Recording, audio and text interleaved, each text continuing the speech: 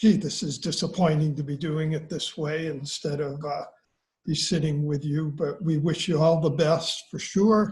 And October, when you come back for graduation, is truly going to be special. It'll be a combination of graduation and reunion.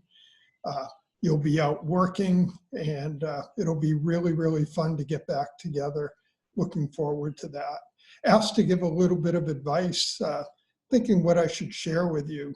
First and foremost, be happy. Aim high, be the best person you can be, but always try to be happy along the way. You're going to be amazed. You're going to wake up one day and life has just passed you by. Make every day count along the way. You're going to hear from many people, I bet, saying, find a good work-life balance. That's a tricky question, and one I like to think about. That several years ago had as a speaker a woman by the name of Terry Hack. And Terry was the general manager and an executive vice president out at Wild Dunes. And Terry told her story, starting as a server and working up to that executive level, and talked about her family and about her job. And one of the students raised her hands and asked, how do you find a work-life balance with that?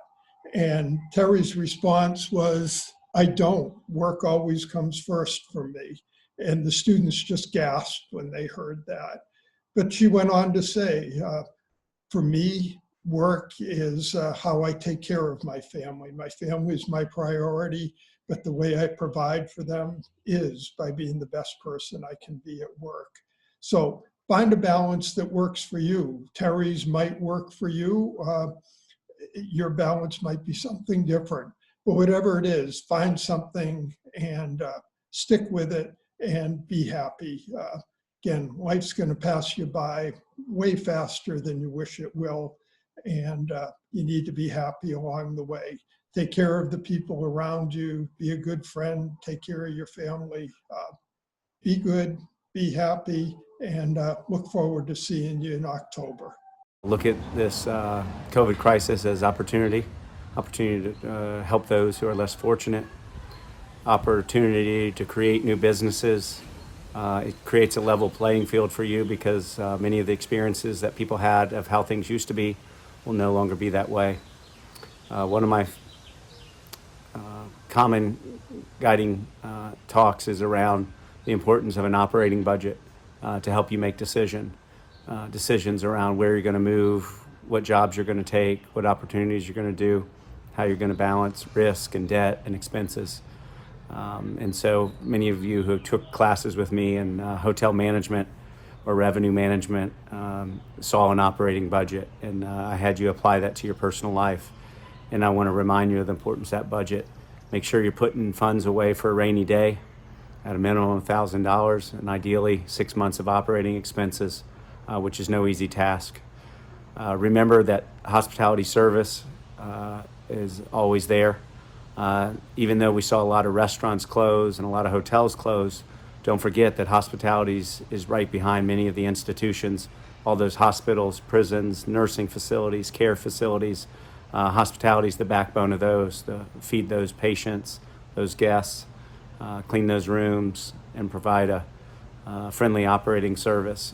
So look beyond our hotels and restaurants for opportunities, and I wish you the best of luck in the future. To probably incorrectly quote someone that I can't remember his name at the moment, success isn't the result of spontaneous combustion. You have to set yourself on fire. What I mean by that is success doesn't happen overnight. You're not going to snap your fingers and have that dream job right out of college. You're not going to get the $1 million in your first year. You're not going to have everything right off the bat. First, you've got to define success. And that's your definition of success, not your parents, not your significant other, not your best friend, not your boss. What does success mean to you?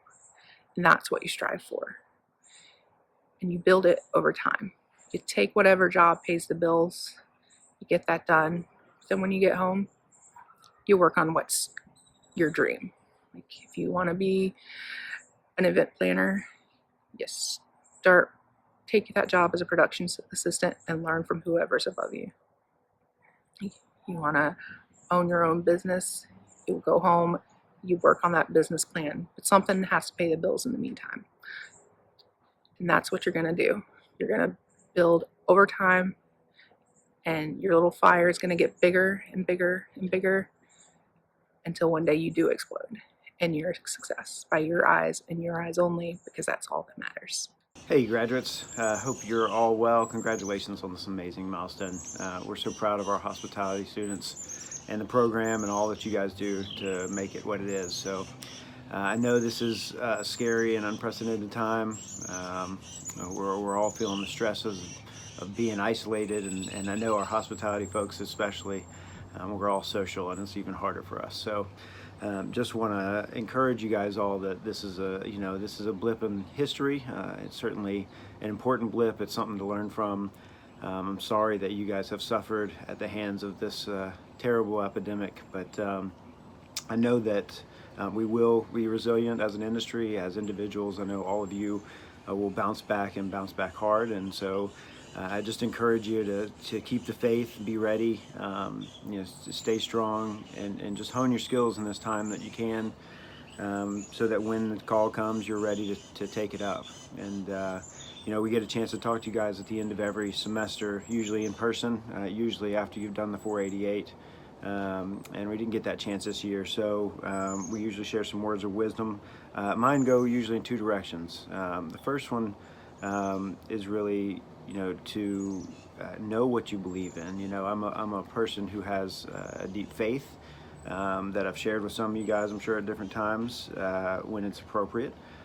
But it's what guides me, and it's how I know what's important. And I just encourage everybody, whether you share that faith or whether you have faith in other things, that you just are thoughtful and knowledgeable about what you believe in, whether those things are subliminal, or whether they're on the surface. We all choose to believe. Even not believing in things is choosing a belief. So be well informed, continue to maintain your curiosity, your interest in knowledge. Sad to say that your learning days are not over. You don't know it all. You're going to struggle a little bit in the front of your career. As some of us had that experience in our professional careers. It's going to be maybe painful in the short run, but you're going to learn a ton from it. And we're just here to encourage you that use this time, take this opportunity to better yourself, to prepare yourself for what's to come, because all of you guys are going to be called on to lead. And to really take charge, whether it's in our industry, whether it's in other ways serving people. You're professionals now, you're educated, you got all the things, all the tools in your toolkit, and now the world's your oyster. And the oyster is a little briny at the moment, but things will come back around. And I know that all of you guys will come out on top in this situation. So just want to congratulate you again, tell you how proud we are of you, and remind you not to lose faith, and also to keep in touch. This is my last chance to say goodbye, so I don't want it to be goodbye, but au revoir. I hope we get to see each other again in the future. Please stay in touch. It's been an absolute pleasure to work with each of you throughout the semester. I've been asked to offer you some pearls of wisdom, and I don't know that I have any, or if I do, you've probably already heard them, so I'll refrain from that. I just want you to know what a pleasure it's been to work with each and every one of you. I take your pictures in the beginning of the semester, and it allows me to get to know you a little bit more personally in and out of the classroom, which has been, again, my absolute pleasure. Stay safe out there, and let me know if there's ever anything that I can do for you. You've accomplished a lot, not only by graduating, but also winning some of our awards here. Allow me to give you some parting words of advice. I know the world that you anticipated that would be you'd be stepping into right now is not one that you could have predicted 3 to 4 months ago. But as a person that's been around the block a few times, is that the unexpected does happen. And this seems to be, this pandemic is a very big one. And I know that has generated with a lot of you a lot of disappointments, a lot of changes in plans, and a lot of anxiety itself. So if I could, let me give you a couple points of advice. One, find a way to do a victory lap. You put a lot of effort into your degrees. You've accomplished a whole lot, and you're deserving of that victory lap. The second thing I would encourage you to consider is that though you were going to have to pivot and there would be probably a lot of change of plans and disappointments, okay, get angry, scream, share your disappointment with a few other people, and then get over it. All right. The fact of the matter is this, I think you're going to find that this is going to be one of the most defining times when you look back. It's going to define your generation, but also it's going to prove that the mettle that I know each of you have. And so dust yourself off, readjust, pivot, and you might not be stepping out of the undergraduate program at the level that you should be at. But I think with tenacity, with keeping your eyes on the prize, we will work through this. It will take some time, and you will get back to where you truly deserve. So know you have my full support. If I can do anything to help you, let me know. And I'm sure with my colleagues, they extend the same effort too. So all the best to you. Please stay in touch, and good luck with your next adventures. I want to wish you all good luck out there in the real world. And I have one piece of advice for you. Stay close to your professors. I've never seen a faculty that's so connected to the hospitality industry as the people that you've worked with for the last 4 years. So stay in touch with them, ask them questions, ask them for references, anything that you can do to tap into their expertise to help you get a job. Good luck to you, God bless, and stay safe. A huge congratulations to the HTMT class of 2020. I know you're obviously graduating under some unique and challenging circumstances, but one thing that we can take away from difficult times like these is that it really puts into perspective just how minor the little daily annoyances and irritants are that so many of us, certainly me included, spend a lot of our life whining and complaining about. But times like these really show us what's truly important in life, and that's something that you don't want to forget as you move forward and someday this pandemic becomes just a distant memory. In addition, times like these put into stark relief that there are things in life that we can control and things in life that we cannot. And once again, if you're like me, you probably spend way too much time thinking and stressing and worrying about things that are quite simply out of our control, whereas you're much better off learning to accept those things and then focusing your time and energy on things that you do have control over. And now lastly, a more traditional piece of advice, and that's to never stop learning. You're at the point of graduation, and you're probably really relieved that there's no more classes, that you've been in classes with annoying teachers like me going back literally as far back as you can remember into your childhood. You've had people like me telling you what to do, what to learn, and then worst of all, actually testing you on it. And that's all behind you now, and you're likely feeling a huge sense of relief, which is normal. But the thing is, now the onus is on you to find ways to keep learning and educating yourself. So what you want to do now is find those things that you're really most passionate about and then dive into it. There's so many resources out there. You'll be able to find books, magazines, movies, podcasts, etc., etc., etc. It's out there. It's just a matter of you finding it and pursuing it. But you really never want to stop learning and educating yourself. And I promise you will find that it pays off in spades and in ways that are unexpected and that you could never ever imagine. Some of you may or may not know this was actually my last semester at the College of Charleston too. 13 years. And just like your 4 years here that flew by, man, these last years just fly by. But we're all about to move on. Not the way we thought we were going to move on. Not the opportunity we thought it was going to be. I'm sure Zach didn't expect my last semester to be like this. But I guess at the end of the day, it doesn't matter which way it happens. Change is hard. It requires a lot. Change requires sacrifice. It requires us to give up maybe seeing some of the people we respect and we cherish and we've built strong relationships with over the past few years. It requires us to change our everyday routine, to get out of our comfort zone. It requires us to make huge efforts to rebuild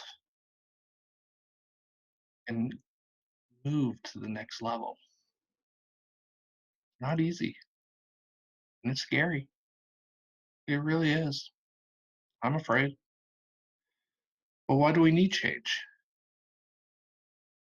At the end of the day, my friends, change is needed in order to push us, help us grow, help us develop.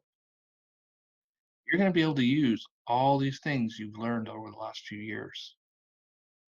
Put them into place. Grow with them. Grow with these skills. Develop them. Become the leaders that I know you to be. Change is going to require you to be a better person. And at the end of the day, that'll help you become the person who makes that change upon the world. Positive change that I know each and every one of you have the skills and abilities to create, make this world a better place for everyone. We need that now. We need agents of positive change out there. So take everything you've learned the last 4 years or 13 years.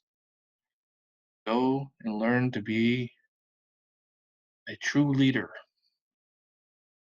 People admire and respect. Be that person at the end of the day who's going to make everyone's lives around you better for knowing you. I wish you safe journeys, my friends, and I hope our paths cross again one day. So I won't say goodbye. I'll merely say see you later. Congratulations, class of 2020. You did it. Despite all of the challenges, you made it happen. So I'm really happy for you. I wish you the best of luck in your next chapter, and I really hope to see you all in October for a great celebration. Take care and come back and see us.